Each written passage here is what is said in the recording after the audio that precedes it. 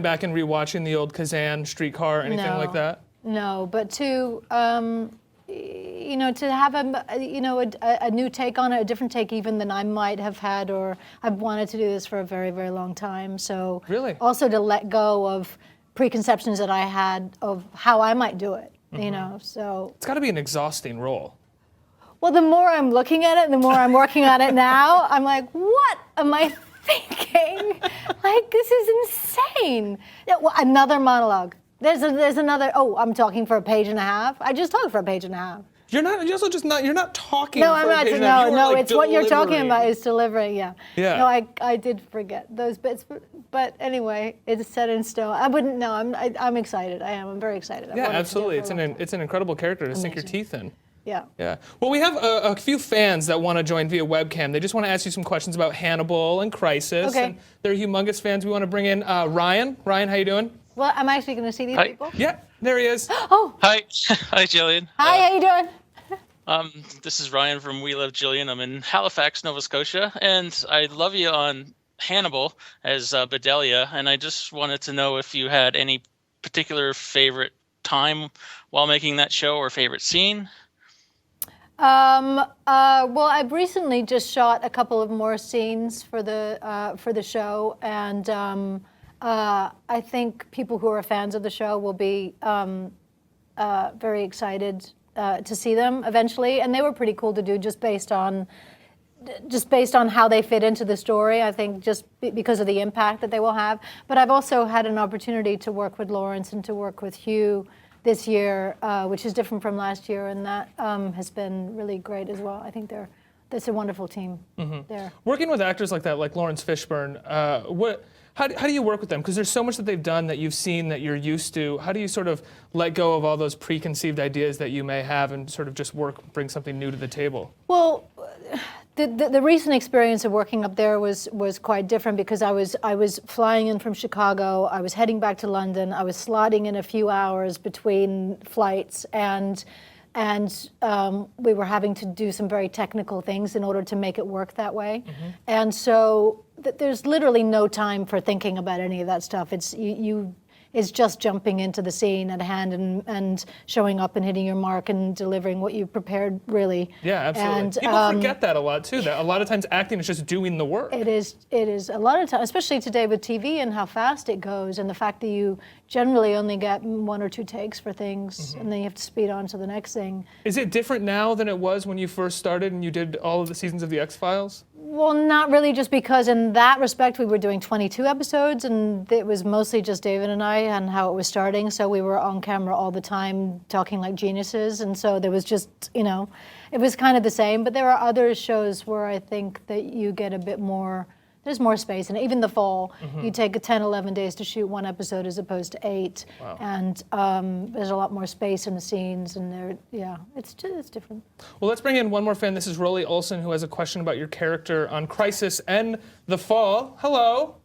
Hi. Hi. Hi. You touched on this a little bit, but in the past you played some very strong women, but women who weren't necessarily in control of the world around them.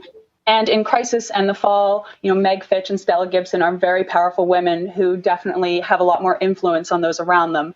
How do you approach playing someone in that position differently? Well, something interesting about Meg is that she soon realizes that she doesn't have the control that she thought she had. And that's where it gets interesting for the character, to see somebody who's used to being at the top of her game and the smartest person in the room, to have these circumstances take place that she literally can do nothing about. And so we see, as the series goes on, we see what happens to someone like Meg when they are broken, so to speak.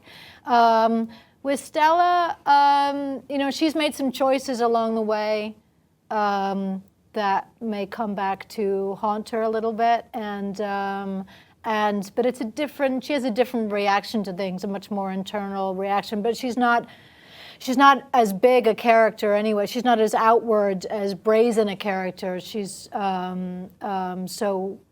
she handles the disintegration of things around her a bit differently. Guys, thank you so much for joining us from the community and asking some questions. My next question. Yes, you sir. have a sci-fi book series that you're working on. Crazy, huh? Well, it is kind of crazy. Did you ever expect that you would write a sci-fi series, or is this based off of your being influenced by My own the X-Files? experience. Yeah. Yeah. You clearly believe now. Yeah. So. It's funny because somebody sent a tweet during the last episode of Hannibal. I'd say to Hugh Dancy's character that I believe him through the prison bars, and somebody said something like, "It took 9 years for She her to finally believe believes. Mulder in just one episode of them meeting," and she believes him already. Yeah, well, this is something I was approached to do, and didn't think that I had anything to offer in this department. And I think if I were to write a novel myself, I wouldn't necessarily choose this genre. What would you choose? That's a good question. I brought don't it know. up. I mean, I like short story. Anyway, but that's a whole other thing. So, you know, I found in Jeff Rovin. I'm co-writing them with Jeff, and he is. We sat down. He lives in New York, and when I would come to New York, we would sit down and brainstorm about ideas. And he's been a science fiction writer for a long time, and is there's a plethora of ideas. And it just kind of started from there, and realized after a while that we had something, and pitched it out to. To publishers, and people were interested, and we kind of went, oh, wow, that's really cool. And then they were really interested, and then there was a bidding why not? war, Yeah. and then it was like, oh, I guess we're doing this, okay. That's great. Yeah.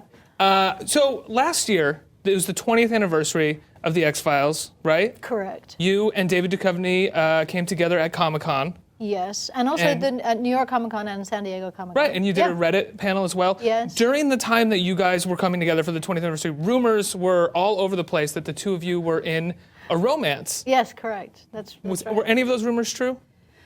Well, now that it's over, I can tell you that no. Oh, come on! You were so close. No. I don't even normally care about stuff like that, and I was suddenly on the edge of my seat. No, it's a nice idea, and I think it's a nice idea, but it's not going to happen. Well, you guys have known each other for so long, and I mean, part of the chemistry of the show was Exactly. So it's essentially like the Case same in thing with point. people Yeah. around this office where I think we know each other too well. I think we probably know each other better than we know our spouses at any time that we might have had spouses. So, yeah. So there couldn't be any attraction there because of that. It's just It's not that there might friendly not be chemistry. attraction. There's a friend, there is an Yeah. attraction. There's an attraction. Friend attraction. Maybe Platonic there might attraction. even be more than an attraction, but it's not going to happen. Right. And it's that frisson that has made it interesting in the series and continues to make it interesting. But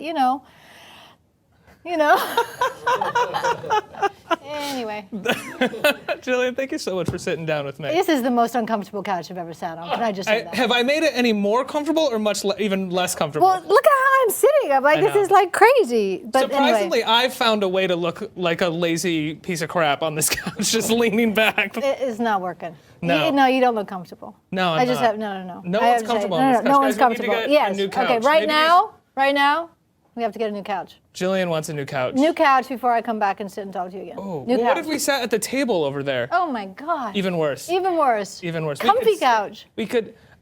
There's nothing that we can There's nothing we can do. Anyway, thanks for having me. Thank you so much. It's Thank been a you. pleasure. Crisis, starring Gillian Anderson, premieres on NBC March 16th at 10 p.m. at 9 Central.